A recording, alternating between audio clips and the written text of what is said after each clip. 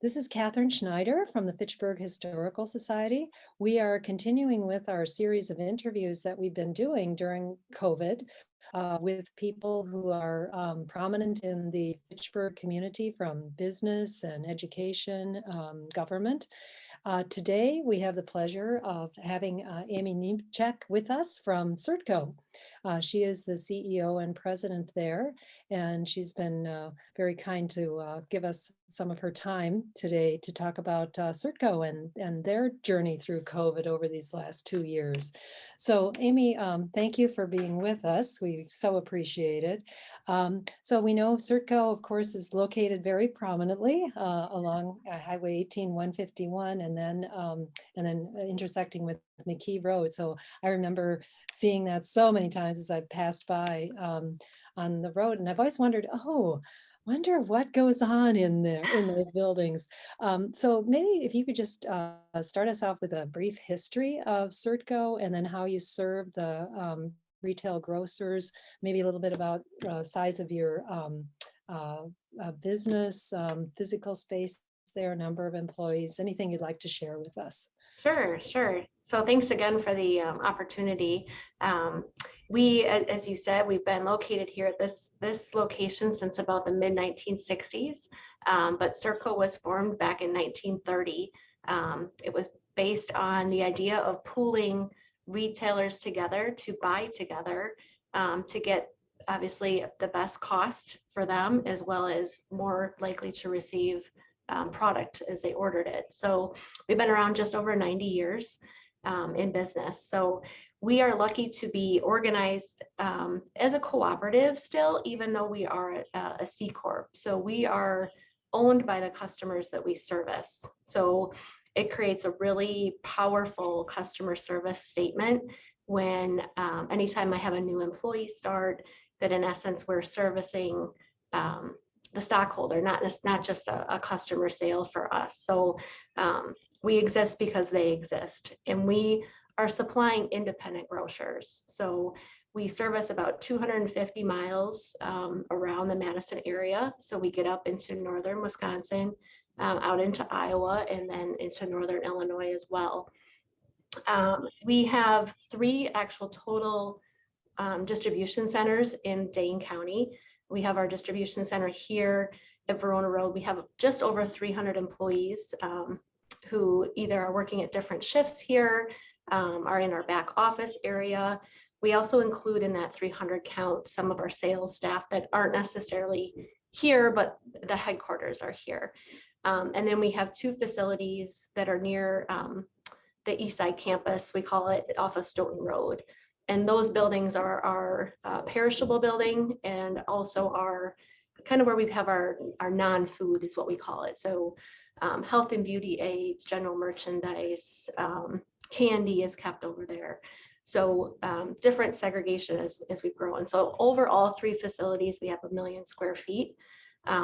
This facility here is about 450,000.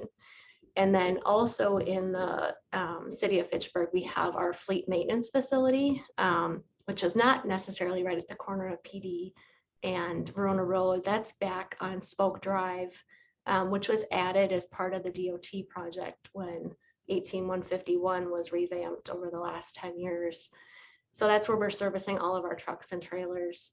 We do own our own fleet here as well. So we have about 50 drivers that handle all the delivery of product across the different states. So it's a big operation in your chain. Thank you for that. Well, to get into the pandemic, so it's been almost 2 years. This is March of 2022. And could you speak maybe to the specifics from the grocery business, the different stages maybe that you've gone through this pandemic, this 2 years of pandemic? Yeah. So I always will remember, I know the exact day. It's March 13th of 2020. It was a Friday. For many of our stores, they felt the real impact in our area March 12th. That was really when, schools were deciding to close. Things were kind of being put on halt, but that was the day that kind of goes down. It is my most memorable as far as product panic buying, right?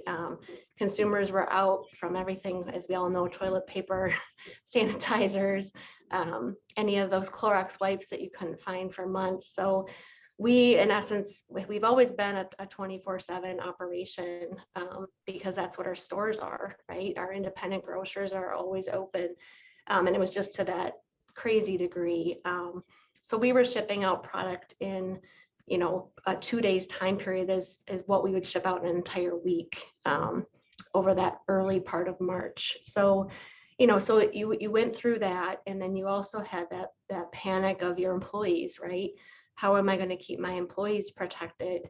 You can't necessarily have your warehousemen and your drivers given an opportunity to work remote, but we in essence had to look at our back office jobs and take positions that were really never allowed to be remote and consider making them remote, because supply chain, as we all have felt, can get disrupted in a hurry. If I had buyers, for example, all become ill, right? So we, in essence, took any job that could physically be done, because the majority of it is at a desk, working on a computer and different programs we have, and put them remote. So, our business went through that, which we were not really grounded for. So, we had people walking out with printers and monitors and writing stuff down kind of on the fly, right?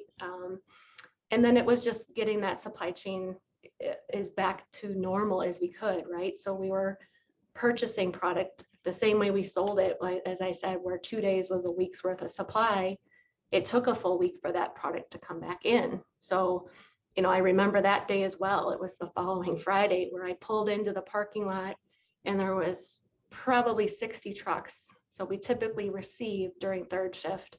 And that was so heartwarming to me, because product showed back up, right? And we were going to have product to sell again.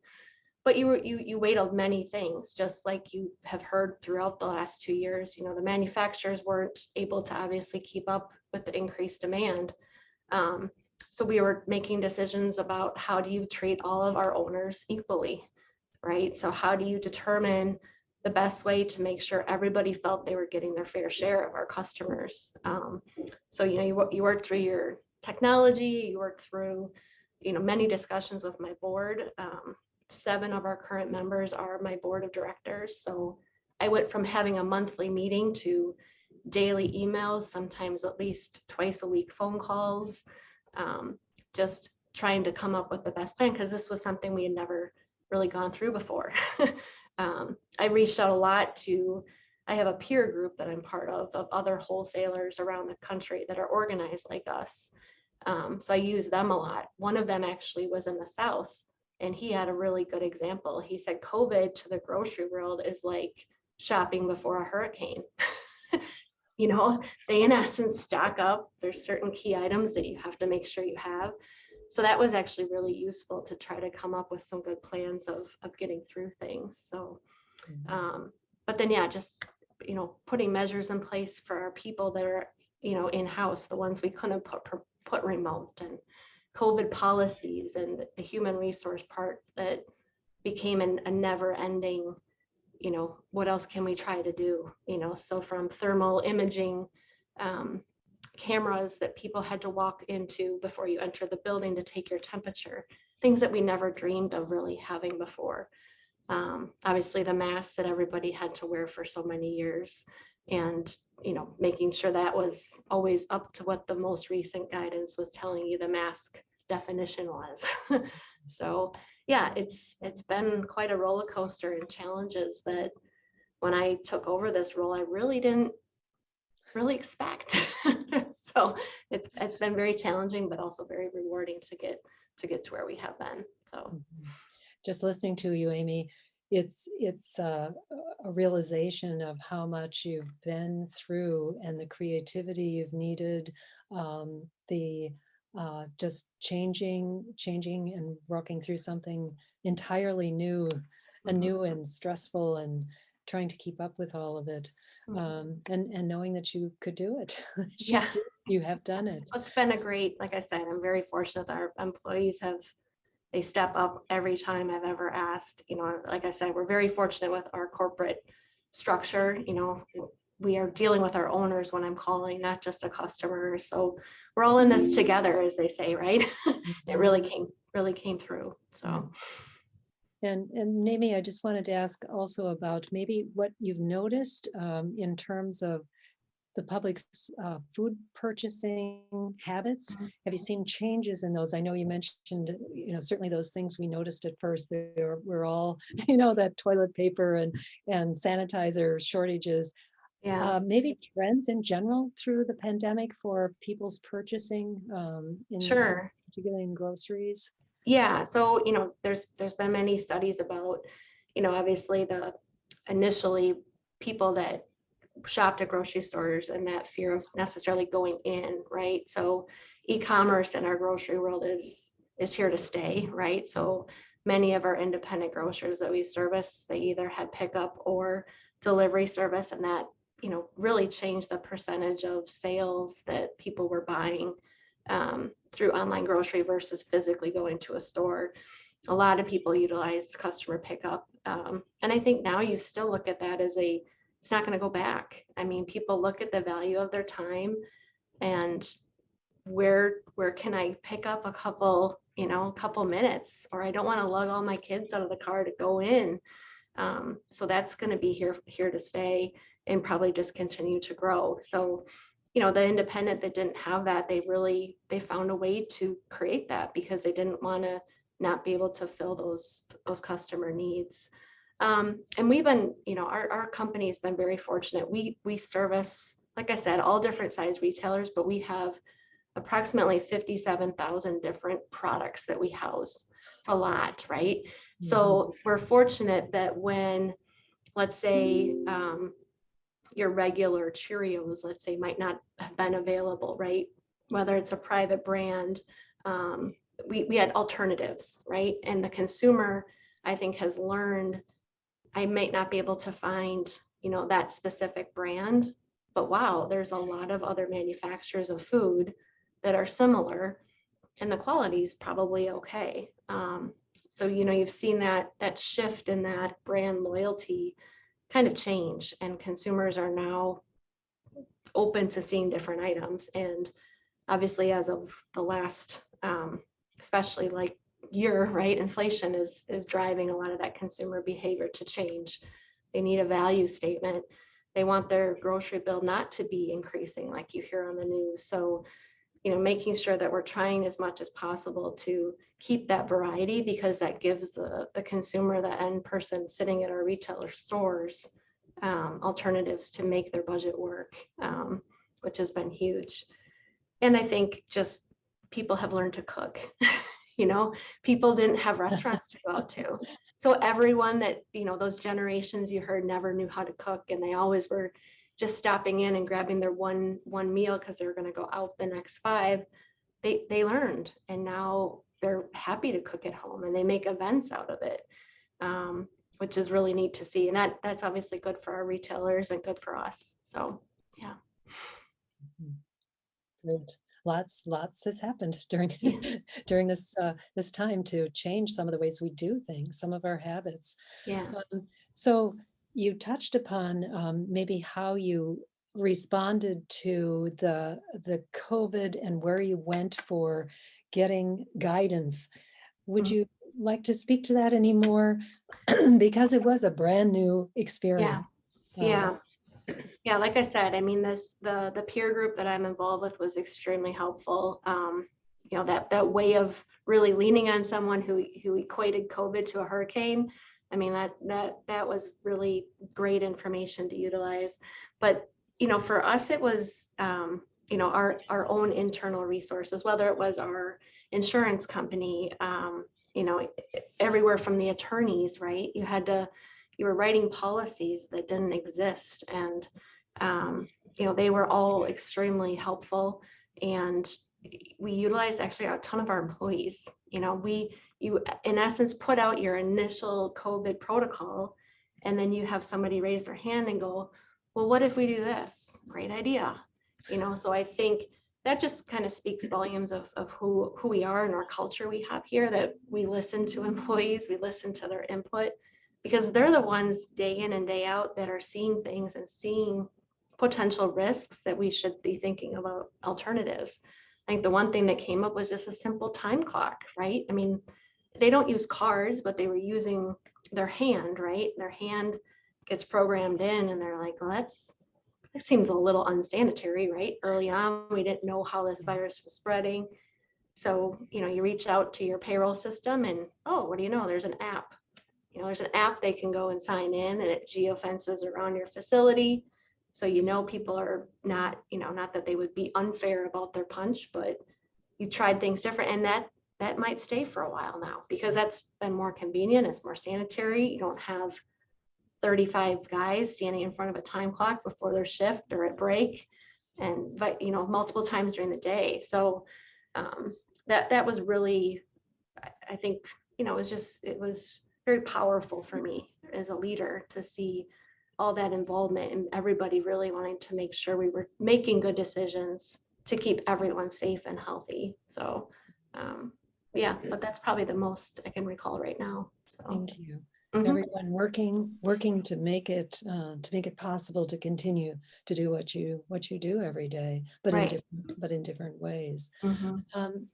I'd just like to ask a little bit about, we're all noticing, of course, our grocery bills going up, Mhm. and wondering if you can give us any insight into, is that driven somewhat by COVID or other factors involved in that?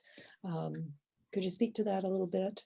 Yeah, so early on, obviously, besides people panic buying, right, that created that huge hit on supply and demand, that never slowed down. So you had anything from as simple as aluminum cans to the bottles your water or Gatorade might be in, to they were having labor constraints. I think many people in the workplace, this pandemic created a what's important in life experience for many people around the world, and people decided, you know what, I I don't need either this job or this commute or whatever the reason might have been.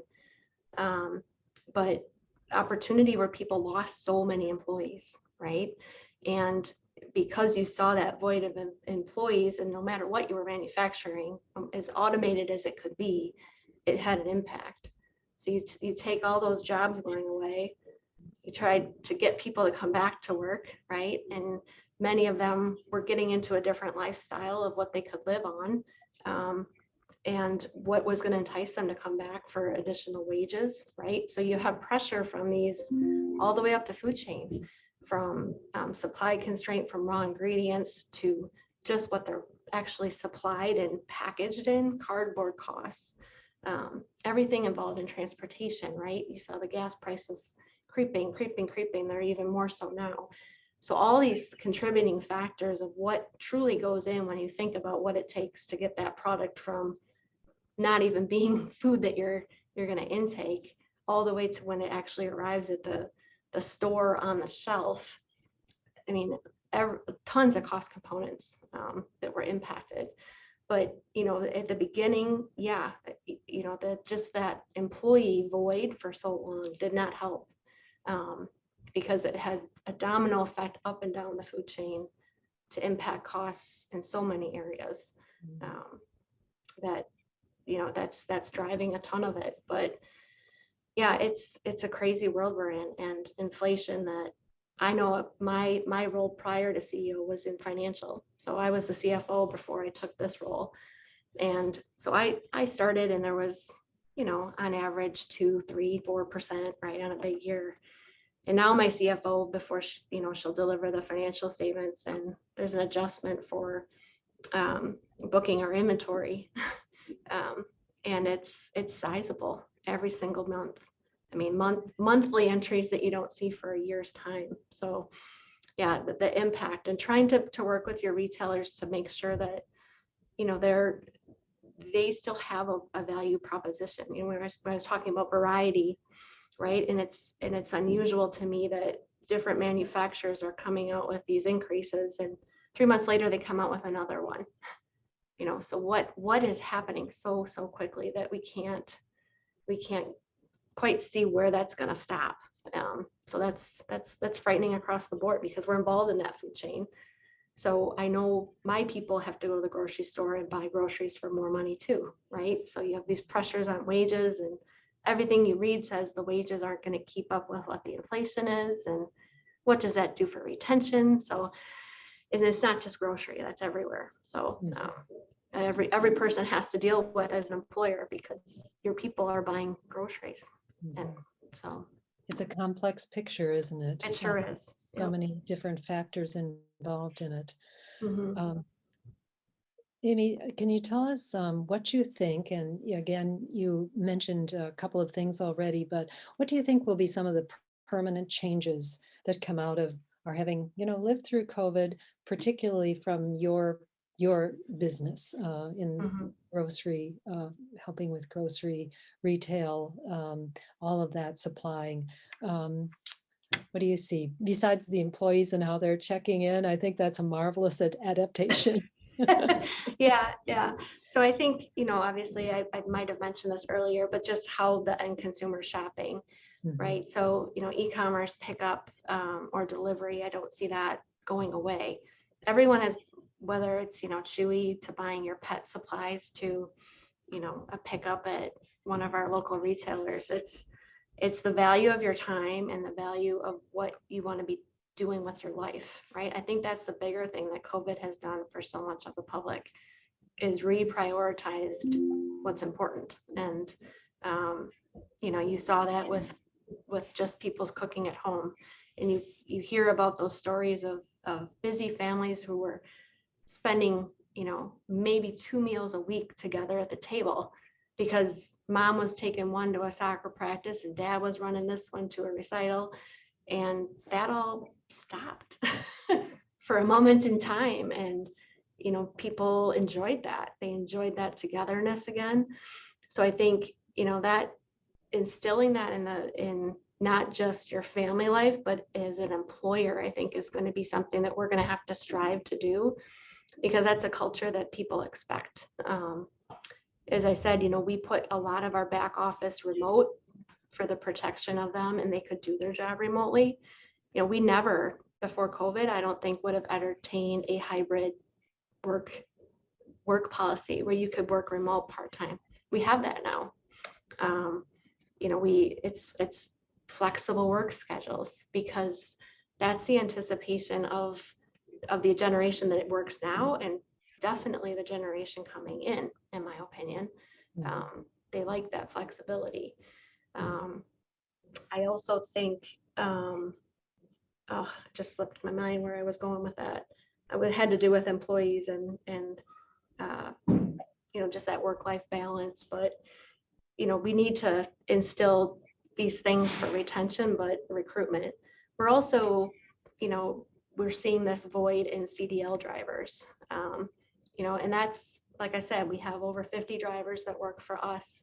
And it's not necessarily retention, but retirement for us. We have a lot of people on the outlook as close as 6 to 12 months that we're going to look to replace. So things that, companies have talked about from a tuition reimbursement program, we're now trying to decide at what point do you stop trying to entice people to drive?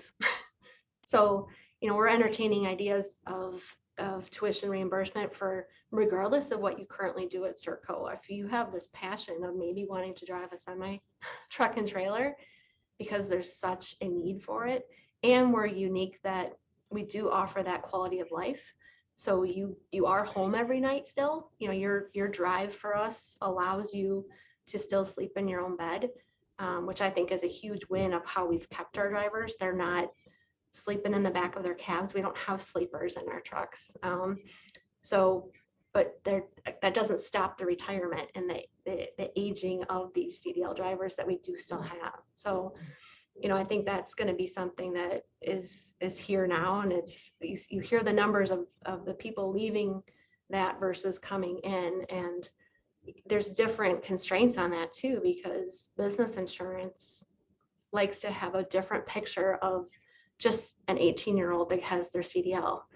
That's not necessarily who they want to insure. They want to insure somebody who's been driving for 6 years. Well, where do you find them? Everybody's offering, signing bonuses or anything to try to retain and rehire CDL drivers. So that's a huge void that we've been very fortunate to keep because, like I said, that work life, they're home every night or day, depending if they're night or day drivers for us. But we can't ignore that that's going to continue to be a problem to try to replace them. So, yeah. Well, I mean, you can see from our conversation how busy you are every day trying I to. love it.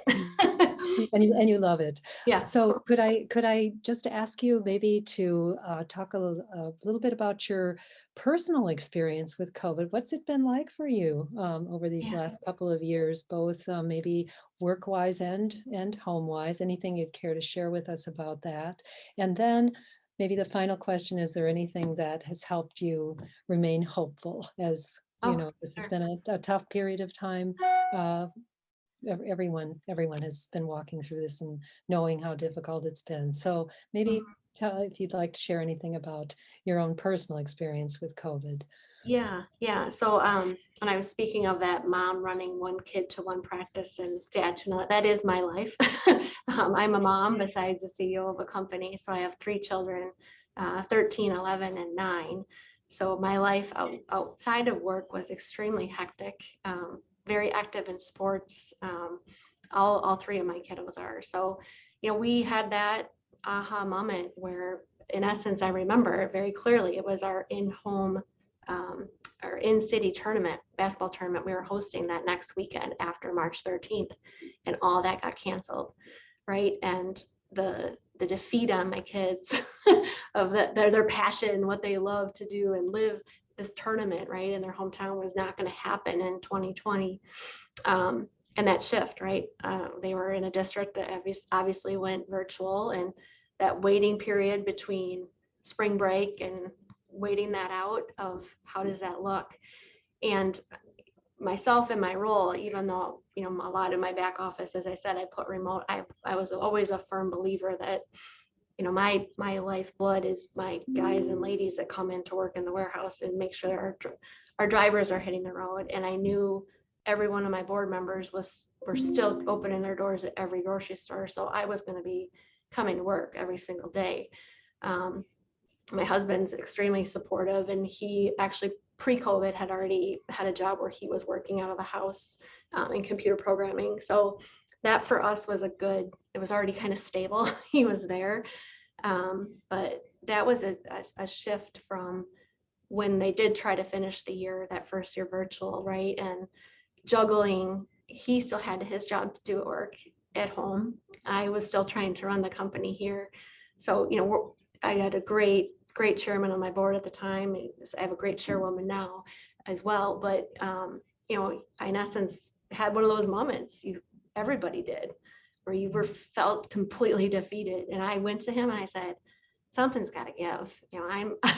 I get I'm running this business, but my husband's trying to teach 3 kids different English and math in different ways and get on different Zoom calls for their meetings with their classrooms. So, extremely supportive, and we worked on something for a schedule for me that worked a little bit for me to be there with them, and then obviously plenty of time to be here with my employees and in stores that we service here. So that's kind of where my personal was. And then just reestablishing, like I said, we were that family that had our weekends. We had our Friday, Saturday, and Sundays. Those were our dinners. But a lot of the rest of the week, we were throwing a sandwich at somebody in the back seat with, on the way to go get the other one to give them their little packed up lunch/dinner. And it just brings back a whole new appreciation. So, we try now, and now that they're older, you can actually have dinner at 7. You don't all have to eat at 5:30. So, we're trying to do that every night now. When everyone's schedule has that 30 minutes where we're together, because it grounds you as a family. It seems like such a short amount of time, but it's so valuable to me, and I don't want to give that up again. So, and then obviously here, I spoke about, our culture and being extremely open door all the way up to my office. and being open to opinions and ideas. And that it started with the safety thing, but it's come with kind of all full circle now. So employees are excited to have kind of their family at work too. And they want to have a good culture here. So people are coming up with creative ideas from, how do we retain, how should we revamp our training program here? Just people that are just all hands on deck. And that, I think, was created because we had to come together during some really stressful times. And that shows weaknesses and powerful people, of what you can accomplish when you're all on the same mission. So it's been a crazy road, but one that's been extremely rewarding too. So And what a wonderful, wonderful place to end on, Amy. We thank you so much for opening your door, your office door to us today. And as I drive by Certco, I will have such a much deeper understanding of what goes on there and the culture that you're creating there, and their service to the community. So thank you so very much for being with us today, thank you. and take good care. You as well. Thank you. Thank you. And I'd just like to mention that the interview that we've just had with Amy will be not only on Talking Fitchburg Fact TV, but also will be put on the website, Fitchburg Historical Society's website. So just to remind people that is fitchburghistory.org. So please join us anytime online and find out a lot more about Fitchburg and what brought us to be who we are as a community. So thank you again, Amy. Thanks.